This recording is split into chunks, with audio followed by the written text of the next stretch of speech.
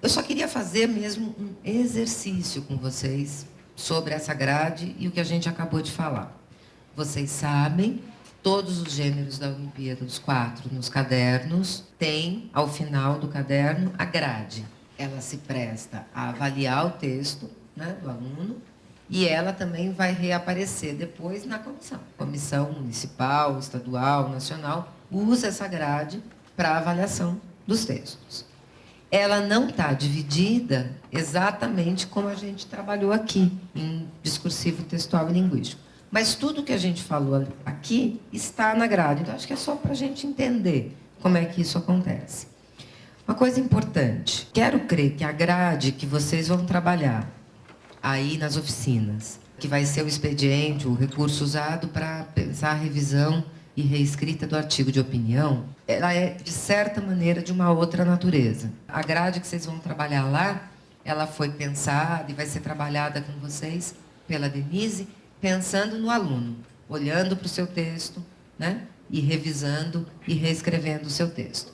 Essas grades dos cadernos, embora também se prestem a isso, né, o aluno pode usá-la para rever seu texto, mas elas originalmente são grades de avaliação. Elas são grades para o professor olhar para o texto do aluno e são as grades que as comissões usam. Eu só queria que vocês se tranquilizassem, na verdade, percebendo como tudo que a gente falou está aqui, só que com outros nomes e com uma outra, às vezes, divisão. Primeira coisa que a grade traz, isso vai se repetir em todas, embora a pergunta mude um pouquinho, é em relação ao tema, o lugar onde vivo. No caso da crônica, isso vai aparecer. O texto se reporta de forma significativa e pertinente a algum aspecto do cotidiano local? Com variações em função do gênero, a primeira pergunta é sempre sobre o tema, se o texto se adequa ao tema da Olimpíada, o lugar onde vivo. Qual dimensão está posta aí? Discursiva. Lembra quando a gente falou lá, na dimensão discursiva tem a situação de produção, conteúdo ou tema e o gênero. A questão do tema, do texto, diz respeito à dimensão discursiva. Aí, na grade, a gente vai ter um grande bloco sempre de adequação ao gênero e dentro dessa adequação ao gênero, a grade tem adequação discursiva e linguística. Adivinha o que a gente vai descobrir? A gente vai descobrir que tem coisas textuais por esse meio que não estão destacadas enquanto dimensão textual, assim como tem coisas que não necessariamente a gente poria no mesmo lugar. Né? Então, vamos olhar. A situação de produção própria da crônica se manifesta no texto? Aqui, claramente, seria a dimensão discursiva. Né? O que essa pergunta quer dizer é uma grande questão. Né? O que a gente responde a isso? Né? Que situação de produção própria é essa? Eu acho, viu, Sônia, Diane, que a gente precisaria explicitar melhor esse item. Né? Deixar ele mais claro. O que a gente quer dizer com a situação de produção própria da coluna? Acho que dá muita margem para pensar coisas diferentes. Mas, de toda maneira, é uma dimensão discursiva. Está na dimensão discursiva. Agora, a organização geral do texto está de acordo com o tipo de crônica escolhido? Isso, para nós, seria já a dimensão textual.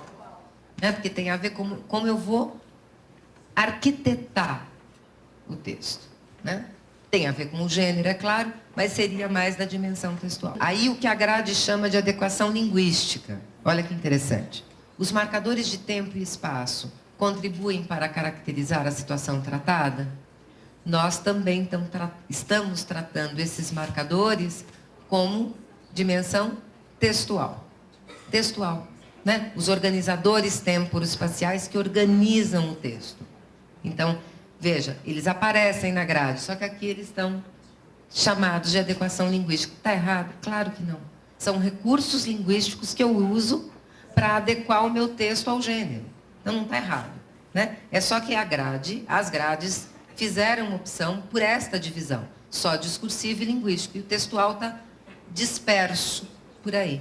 Tudo bem? Idem para o próximo. Os articuladores textuais são apropriados ao tipo de crônica escolhido pelo autor? Também. A gente trataria como dimensão textual, porque diz respeito aos articuladores textuais. Os recursos de linguagem estão adequados ao tom visado? Irônico, humorístico, lírico, crítico? Aqui a gente já chamaria de dimensão linguística mesmo, porque diz respeito à escolha lexical e outros recursos que eu uso para compor o tom da minha crônica. Então, aqui bateu, coincidiu. Nas grades, sempre há um item que é marcas de autoria. E aí, veja, a que dimensão responde a autoria? A todas, né? A autoria está em todas. O autor, ele burila, ele vai abastar, ele vai mexer, ele vai lidar com as 3 dimensões para garantir a autoria. Não é? Então, vamos ver o que as perguntas propõem. O título instiga o leitor? Então, veja, se a gente tomar a nossa divisão ao pé da letra, título está lá na dimensão textual, para formar um todo acabado, coeso e coerente. Mas a gente sabe, né, que no título entra a questão da escolha lexical e da precisão e do rigor semânticos, entra a questão de usar um recurso linguístico apropriado, entra a finalidade do texto, que é da dimensão discursiva. Então, de verdade, avaliar se o título instiga o leitor, que, aliás, é super difícil, pode me instigar, mas não instiga você, e aí, como é que eu faço com isso, né? Tem a ver com as 3 dimensões. Ela não tem a ver com uma só.